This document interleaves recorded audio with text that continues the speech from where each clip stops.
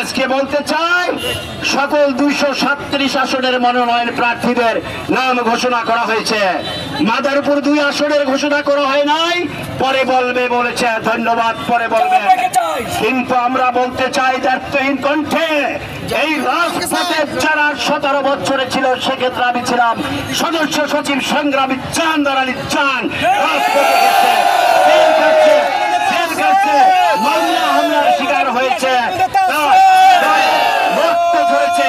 এখানে যারা আছেন, কোন বসন্তের কুকির কে দেশের জনগণ মেনে নেবে না। তারেক রহমান ঘোষণা দিয়েছেন রাজপথের আন্দোলন সংগ্রামের যারা ছিল সেই পরীক্ষিত নেতাদের মধ্যে থেকে মনোনয়ন দেবেন। আমরা জেলা বিএনপির আহ্বান জানাচ্ছি, রাজপথে যারা ছিল, আন্দোলন সংগ্রামে যারা ছিল, মামলা হামলার যারা শিকার হয়েছে, আমরা ঘুমের শিকার হয়েছি, রাতের পর রাত, দিনের পর দিন, মাসের পর মাস, বছরের পর বছর ঘরে ঘুমাতে পারিনি, আমরা কর্ম করতে পারিনি এই ফ্যাসিস্ট হাসিনা বাহিনীর জন্য।